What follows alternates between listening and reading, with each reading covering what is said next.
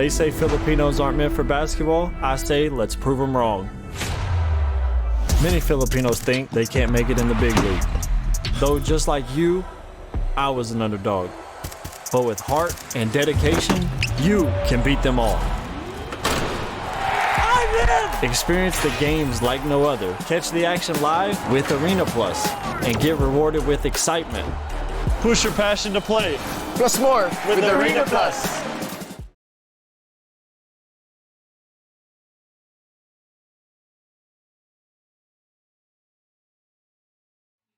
Number 106.7 Energy FM.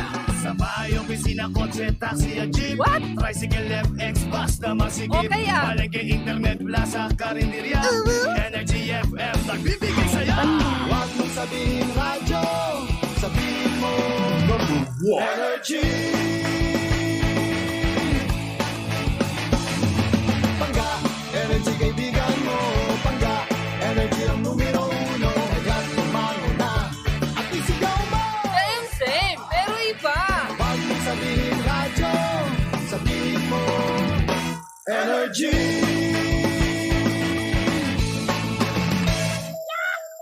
Oy, panggambilis ng araw ano, biruin mo na kaisang linggo na tayo sa sa 2025 in fairness.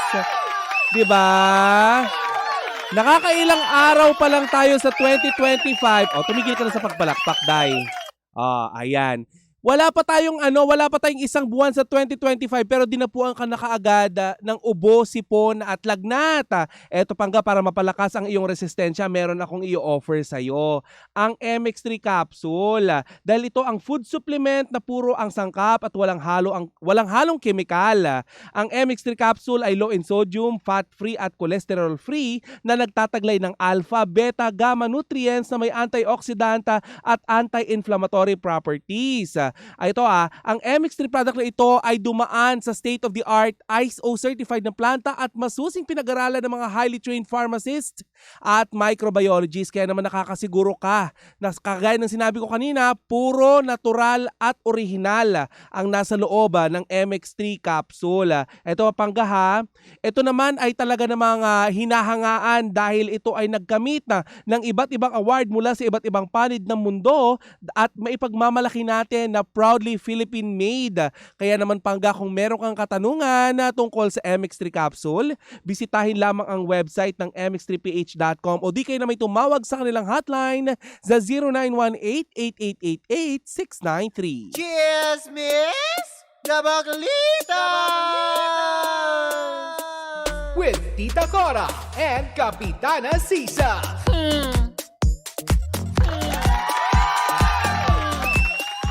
Same, pero Pangga, we are number 106.7 Energy FM. Pangga, wag mong sabihing radyo, sabihin mo magandang umaga, Metro and Mega Manila.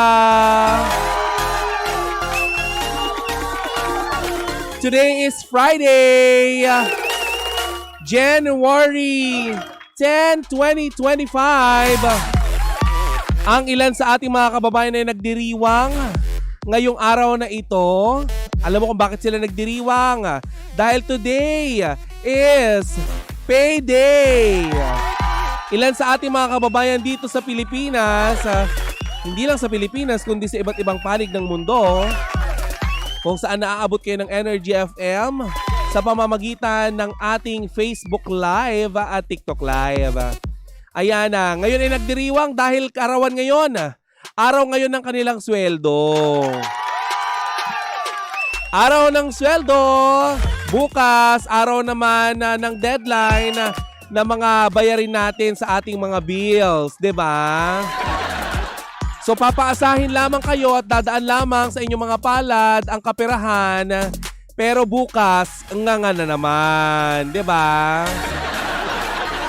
Huwag masyadong magpapakasaya dahil kapag tayo masyadong masaya, nauubos din ang ating anda.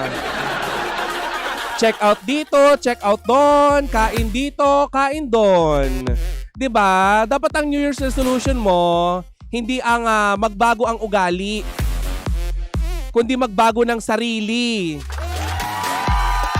'Diba? Bawi na lang tayo next life. Kung hindi ka makapag-ipon-ipon, bilangin mo na lang ang mga memories na naiipon mo araw-araw dahil sa kakasabi mo sa sarili mo ng I deserve this. Eto pang maiba ko lang ha. Makakasama niyo ako sa loob ng 1 oras na puno ng tawanan,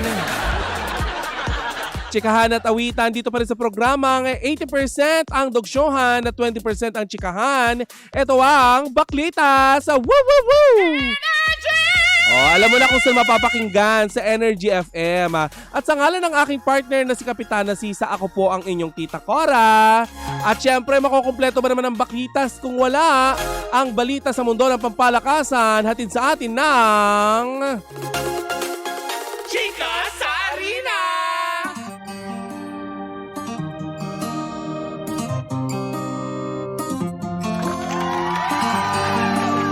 Ang Chika sa Arena ay hatid pa rin sa atin ng Arena Plus, astig sa sports.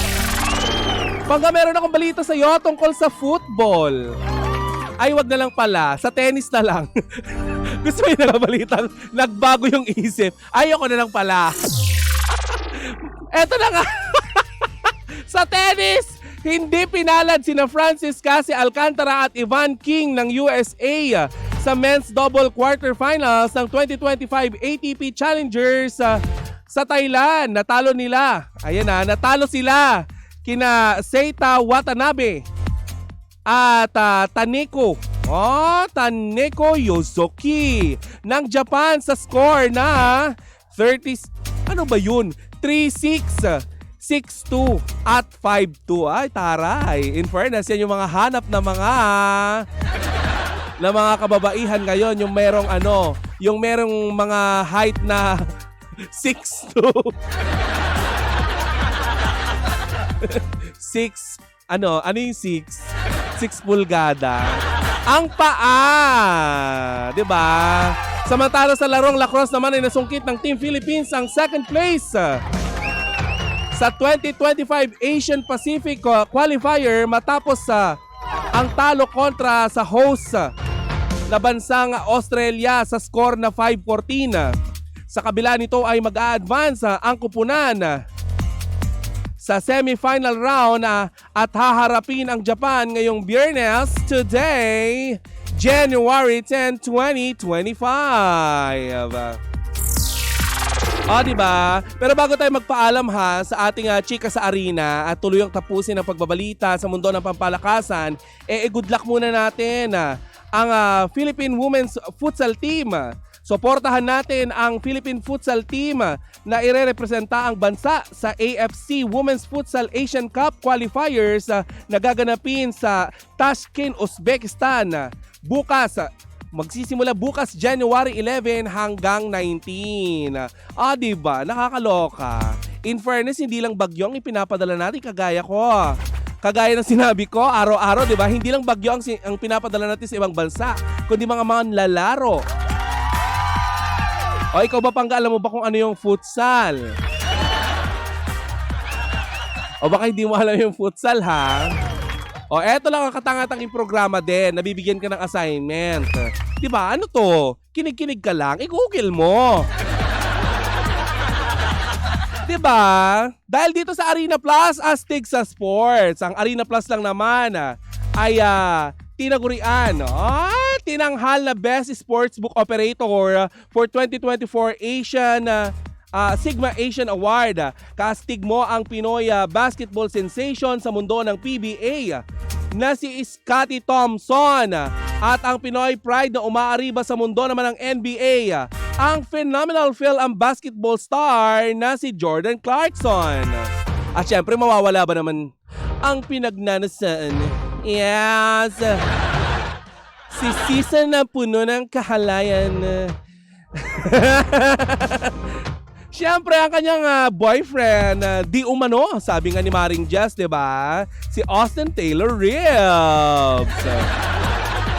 I-download na ang Arena Plus sa inyong App Store at Play Store at pwede rin makapanood na mga paborito mong laro ng NBA at PBA sa arenaplus.ph. Sa Arena Plus, astig sa sports, paalala lamang, Pangga, na gaming is for 21 years old and above only. Keep it fun, game responsibly. At yan ang kabuuan ng ating balitaang pampalakasan sa mundo ng chika sa arena. Hatid pa rin sa atin ng Arena Plus, astig sa sports.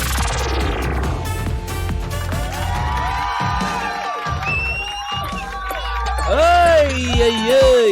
Natapos na naman ang ating balitang pampalakasan. Dadako na naman tayo sa balita ng mga chismosa. Pero bago yan, allow me to remove my jacket. Ang init talaga. Alam mo, ganito kasi. Alam mo, Pangga, ang dami sa inyo nagtatanong kung bakit kami ay nagja-jacket kapag kami po ay nagbabalitang sports. Siyempre para feel na feel naman namin yung ibinabalita namin. Ang lagay hindi namin ma-feel yung ibinabalita naming mga balita tungkol sa pampalakasan. Di ba mga ganyan yung mga outfitan pag nasa court, di ba? Sa mga sports events, di ba? Ano ba naman yung sinabi nilang feel the moment, 'di ba? Ay magandang morning muna ha. Magandang morning kay Mario Palmera na nanonood sa atin ngayon. Ayan, si Teresa Paranilla. Ayan, magandang morning po sa inyong lahat. Mga pangga. Kayo ba ay nag-aabang ng mga chika dahil kahapon wala ako? Ako po ay masama ang pakiramdam. Well, actually hanggang ngayon masama pa rin naman ang pakiramdam natin, pero kailangan nating magtrabaho para meron tayong ipangbili ng pagkain ng pusa. Kung inaakala nyo ang nagtataas lang ay pagkain ng mga tao at ang bigas, ay nagkakamali po kayo. Pati ang pagkain ng mga pusa, nagtataas na din, nakakaloka. Diba? Ay pero eto nakakaloka ang balita kahapon. Dahil marami sa inyo ang naghihintay na mag-react nga itong si Bessie. Bossing Vic Soto. Diba? Sa inilabas na teaser ng controversial director na si Daryl Yap. Ayan dahil nagsampa ng 19 counts ng cyber libel ang TV host, actor, producer na si Vic Soto kahapon ng umaga sa Muntinlupa Regional Trial Court, Branch 205 laban sa direktor na si Daryl Yap. Ito ay may kinalaman sa kamakailan lamang na nabanggit ang pangalan ni Bossing sa teaser ng upcoming movie ni Red Bustamante na The Rapist of Pepsi Paloma. Sa pinost ni Direk Daryl Yap sa kanyang Facebook account nitong January 1 alas 5 ng hapon, makikita ang tahasang pagbanggit sa pangalan ni Bossing Vic Soto. 'Di ba? Na mistulang sinasabi nito na siya ay ginahasa. Ayan. Si Pepsi Paloma ay ginahasa nitong si Bossing Vic Soto. Pero ito ay pawang paratang pa lamang dahil hindi pa nga natin napapatunayan at wala pang nakakapagpatunay ng mga aligasyon na iyan, 'di ba? Pero kahapon nga mga pangga nagtungo na nga itong si Bossing Vic Soto sa Muntinlupa Regional Trial Court, Branch 205 upang magsampa ng cyber libel laban dito kay Direk Daryl Yap. Kung 19 counts ng cyber libel to, magkano kaya ang piyansa, di ba? Kakaloka. Parang ako'y nabilaukan nung marinig ko ang mga bagay-bagay na di umano'y nasa 35 million daw di umano ang pananagutan nitong si Direk Daryl Yap sa ginawa nitong teaser. At ating nakalap din na informasyon, sa ating nakalap na informasyon, may posibilidad nga na kung sakasakali ay maglabas ng desisyon at matapos ang investigasyon, baka maglabas ng desisyon na wag munang ipalabas sa social media itong mga teaser na ilalabas pa or material na ilalabas pa nitong si Direk Daryl Yap na may kinalaman sa kanyang ginagawang pelikula na The Rapist of Pepsi Paloma.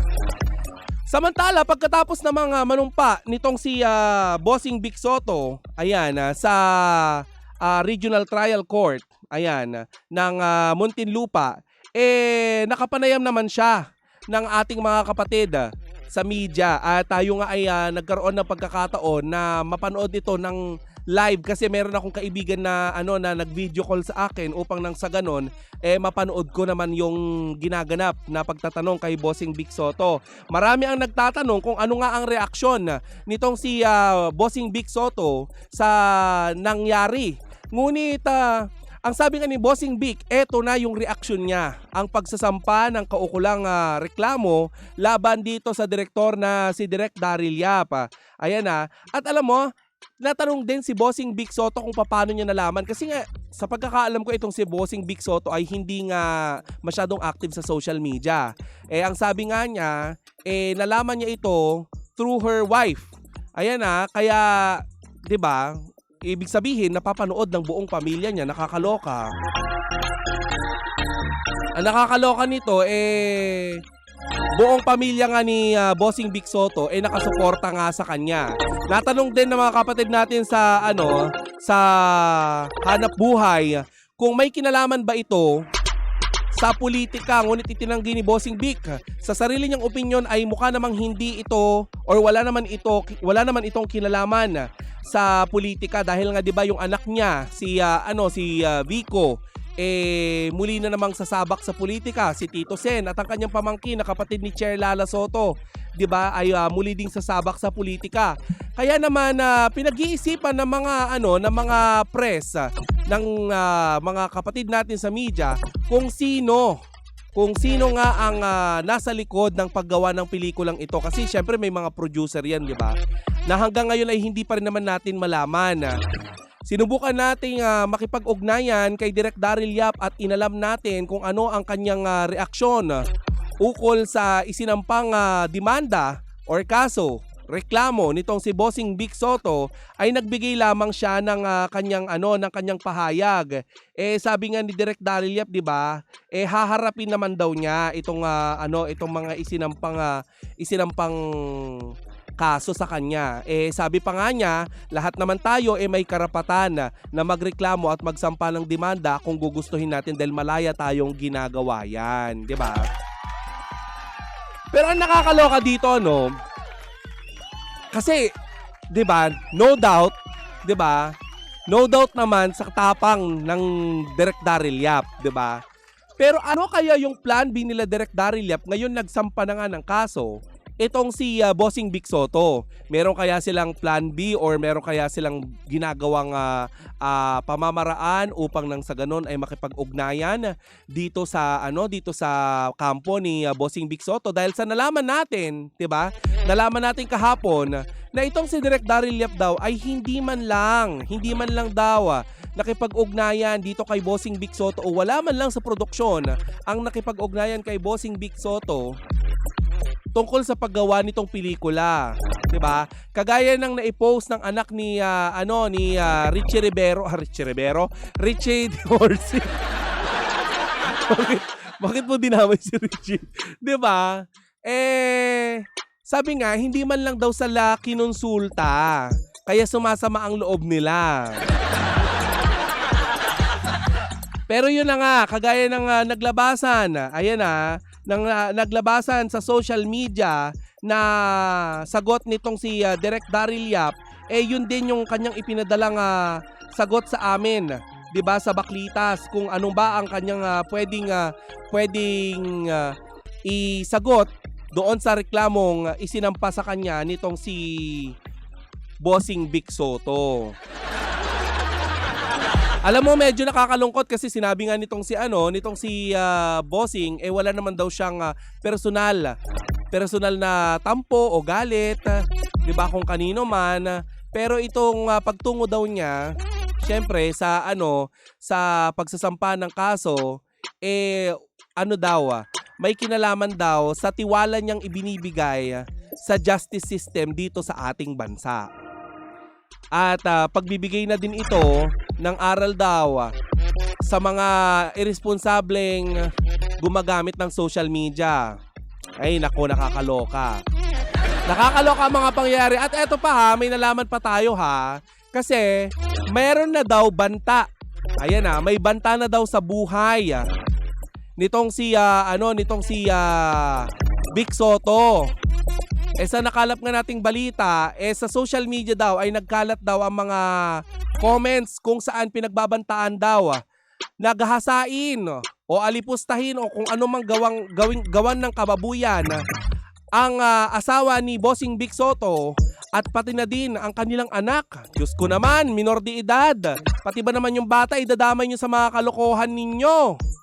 Diba? Nagagawan daw ng kalokohan. Kaya naman, humingi si Bossing ng proteksyon upang nang sa ganon ay manatiling ligtas ang kanyang pamilya. Alam niyo, napakalupit naman kasi talaga ng social media ngayon. 'Di ba? Yung may mga malaman tayo, agad tayong nagagalit. 'Di ba? Kagaya nga ng sagot ni Direk Daryl Yap, ang sabi nga niya, panoorin daw muna natin yung pelikula. 'Di ba? Alam mo, ako'y napapaisip kung ano ba ang nilalaman nitong pelikula nito. Kasi ang laging sagot nitong si Direk Daryl Yap ay panoorin muna ang pelikula. Diba, hindi natin siya nakitaan na sinasagot niyang, alam mo yon, yung pinatotohanan niya, yung mga bagay-bagay na inilabas nila sa teaser. Pero lagi niyang sinasabi na panoorin niyo muna ang pelikula. Ito ay hudyat kaya ng paglilinis sa pangalan na magkakapatid na Soto? Yan ang hindi natin alam kasi kung ang nilalaman ng pelikula para linisin ang pangalan ni Bossing Vic Soto at ng iba pang nasasangkot dito sa kontrobersiyang ito, maganda ang hangarin ng pelikula. Pero yun nga lang, yung teaser kasi ay hindi naman siyempre natin maiaalis, 'di ba, sa mga taong nasaktan na maapektuhan sa ganito, lalo na't may mga taong nakapaligid naman sa kanila, 'di ba? Tayo ay dumako muna sa pagbabasa ng mga ilang komento dito sa ating Facebook Live. Ayan, sa ating mga panggana ngayon ay nakatutok sa kanilang mga talipihitan. Meron po tayong Facebook Live kung saan nagkakaroon tayo ng pagkakataon na basahin ang mga komento ng ating mga pangga. Sabi ni ni Jeff Tads, Mare, tapos na ang chika sa arena. Bakit nasama si Richie Rivero? Oo nga naman. Sorry na. Di ba? Masyado na ako na in love sa basketball. Ay nako.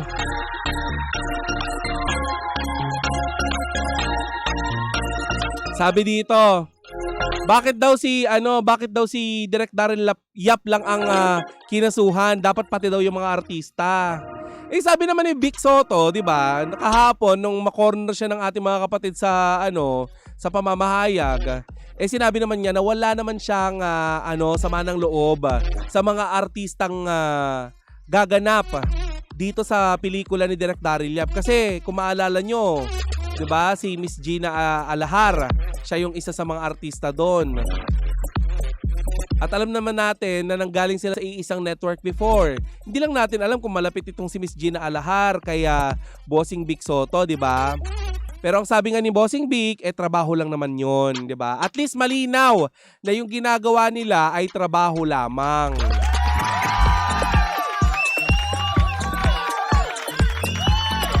At walang balak personalin, 'di ba? Alam mo, napaka warm, napakaganda ng mood ni Bossing kahapon. Actually, nakukuha pa nga nitong magbiro 'di ba? At ilang beses nga nitong sinabi na ang tanungin na lamang daw ay ang kanyang abogado, 'di ba? In fairness, parang hindi naman siya masyadong bothered, 'di ba? At very cool siyang sumagot sa mga tanong. Muli ang programang Baklitas ng 106.7 Energy FM ay bukas sa panig. Kung nais may magdagdag ng anumang panig ni Direk Daryl Yap dahil sa naipadala din niyang mensahe sa atin. Ayan, bukas pa rin naman ang Energy FM kung nais niyo pong magbigay ng pahayag. At kay Bossing Vic Soto, syempre bukas na bukas po tayo kung nais niyo pong magbigay ng anumang maidadagdag na pahayag.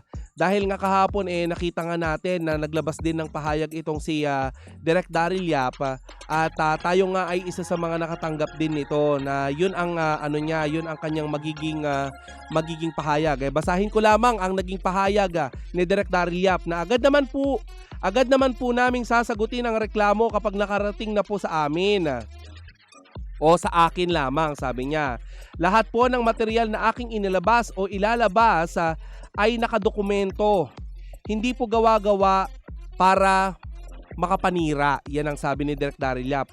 Wala pong personalan at naglalahad lamang po ako ng mga pangyayari sa nakaraan na makikita sa mga nilathala noong 1980s.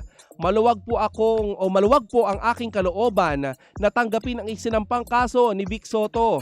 Malaya naman po ang kahit sino na magsampa ng kaso gaya po ng naisampang rape case noon ni Pepsi Paloma laban sa kanya na siya pong natatanging laman ng teaser. Nasa caption din po ng post na inurong na kaso. Ayan na inurong ang kaso. Hindi po tayo nagkulang. Mahalagang mapanood muna nila ang buong pelikula. Yan ang ipinadalang pahayag ng controversial director ngayon na si Direk Daryl Yap. Ngayon, kung merong karagdagang mensahe, itong si Bossing Vic Soto upang nang sa ganun ay sagutin ang pahayag ni Direk Daryl Yap na ipinadala niya sa mga press people, pwede po kayong magtungo dito sa Energy FM. Ngunit kung wala naman po kayong oras, ayan, bukas po ang ating linya ng komunikasyon para po sa inyong mga dagdag na pahayag. Ito sabi ni Maria Sofia Pascual, Pacifico, dapat lang naturuan ng leksyon si Daryl Yap na isang apologies. Ayan lang. May nababahiran na naman po tayo ng politika. Di ako fan ni Vic Soto, pero saludo ako sa kanya sa ginawa niya. Kung ano ang sa tingin niya ay tama. Good job, sabi niya. Mukhang hindi siya fan ni Vic Soto nga. Tapos, hindi rin siya fan ni Direk Daryl Yap. Pero fan kita. Yee! I love you, Maria Sofia. Ayan.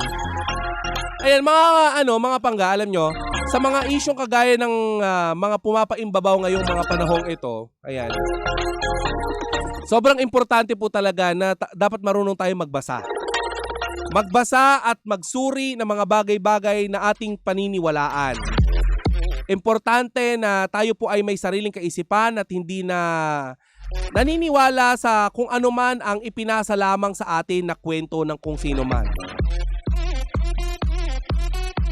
Ako bilang isang mamamahayag, 'di ba? Ang aking panuntunan sa buhay ay to see is to believe. 'Di ba? Kung sakaling makita ko ang mga bagay-bagay na magpapatunay sa mga lumalabas na issue tungkol dito kay Bossing Vic Soto, ay saka lamang po ako maniniwala. 'Di ba? Sana yung maging din natin 'to, maging kaugalian din natin ito. Na matutong magsuri ng mga bagay-bagay bago natin ituloy ang ating kamalayan doon sa nakasanayan ng iba.